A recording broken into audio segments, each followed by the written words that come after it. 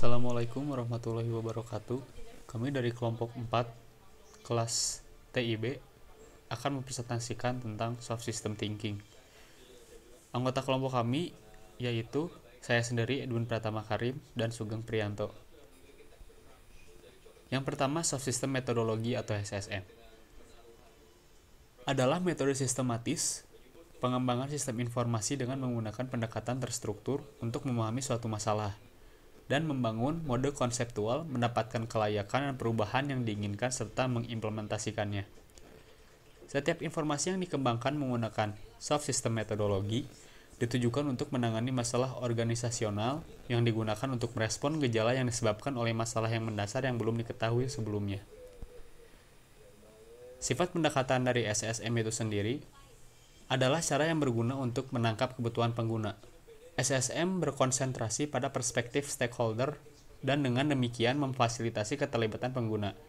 Nah, di sini manfaat utama dari SSM yaitu membuat keinginan untuk pindah dari masalah yang tidak terstruktur menjadi masalah terstruktur sesuai dengan perubahan yang diinginkan supaya diketemukan solusi yang paling bagus.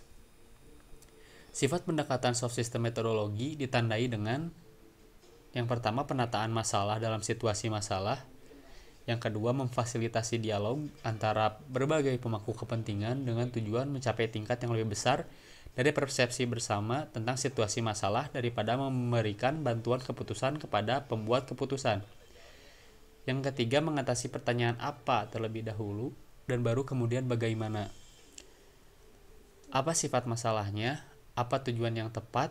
Apa definisi sistem yang tepat untuk masalah, perubahan mana yang diinginkan secara sistemik dan layak secara berbudaya, dan yang kedelapan baru pertanyaan bagaimana, yaitu bagaimana cara terbaik mewujudkan perubahan ini, mengubah peran pemecahan masalah menjadi fasilitator dan narasumber yang bertumpu pada keahlian subjek teknis para pemangku kepentingan.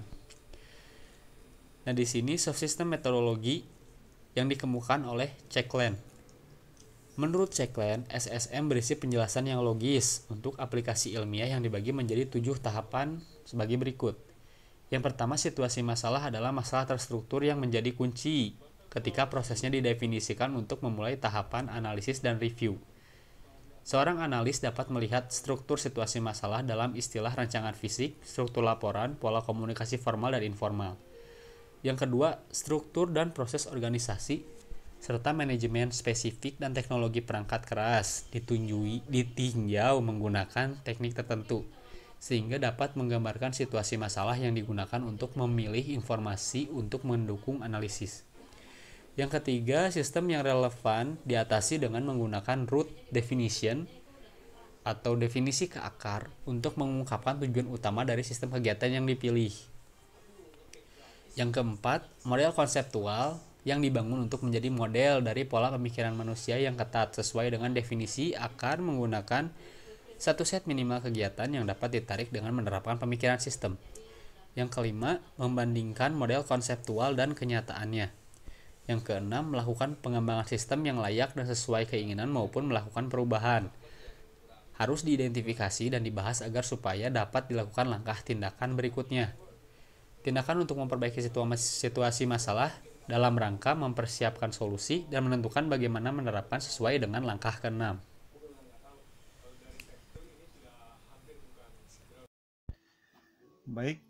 Baik, melanjutkan dari Edwin, selanjutnya yaitu pengembangan dan analisis opsi strategis. Pengembangan dan analisis opsi strategis atau Strategic Option Development and Analysis atau disingkat dengan SODA adalah metode yang digunakan oleh seorang analisis atau konsultan untuk memfasilitasi pengambilan keputusan kelompok dalam situasi masalah yang kompleks yang melibatkan beberapa pemangku kepentingan. SODA didasarkan pada 4 perspektif yang saling berinteraksi, yaitu yang pertama, teori konstruksi pribadi. Nah, psikologi kognitif adalah dasar dari teori dari metode ini. Individu menggunakan bahasa untuk mengekspresikan konsep dan idenya. Ini substantif dan bahasa yang digunakan kaya akan makna. Persepsi seseorang tentang situasi masalah dapat ditangkap dengan peta kognitif. Nah, yang kedua yaitu sifat organisasi. Pengambilan keputusan organisasi melibatkan politik, pembentukan koalisi, dan negosiasi antar pemangku kepentingan. Perubahan organisasi sering terjadi melalui manajemen konflik ini. Nah, yang ketiga yaitu sifat praktik konsultasi. Nah, peran konsultan adalah membangun pemecahan masalah dan memastikan komitmen untuk bertindak melalui fasilitasi dan negosiasinya. Yang keempat yaitu teknologi dan teknik. Nah, pemetaan kognitif, analisis kuantitatif, perangkat lunak, dan komputer khusus, dan lokakarya SODA semuanya dirancang dan dieksplorasi dan mengelola kompleksitasnya.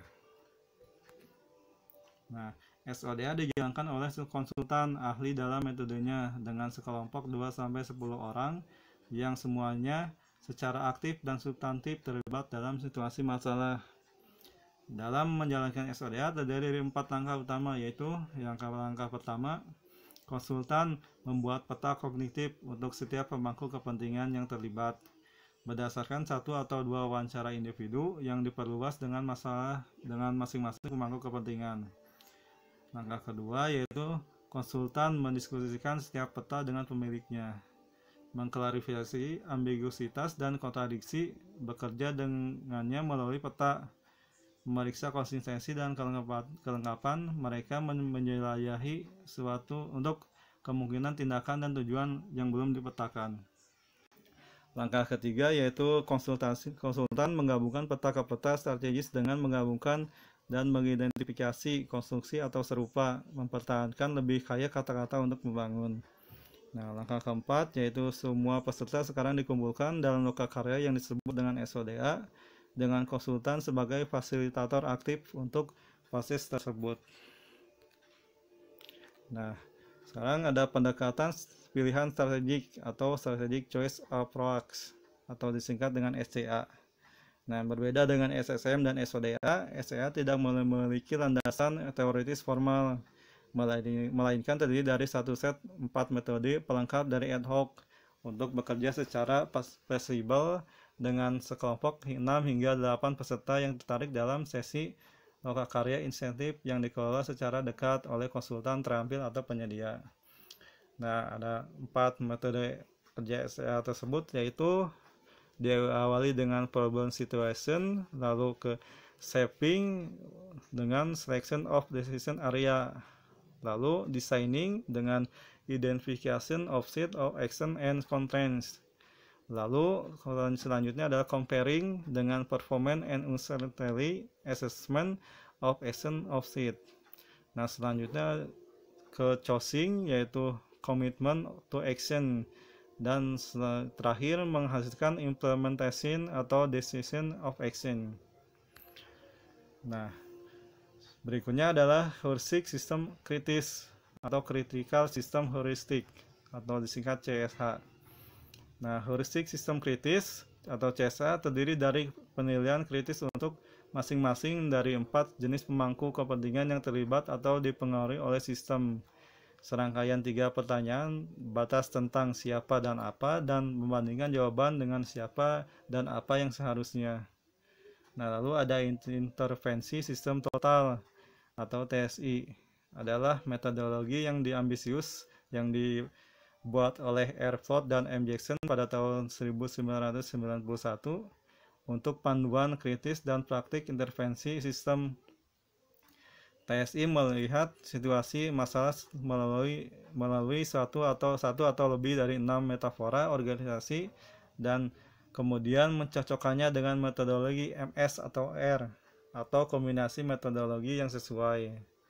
Nah, ada multi metodologi memiliki beberapa tujuan yang sama dengan TSI, yaitu pluralitas metodologi dan metode.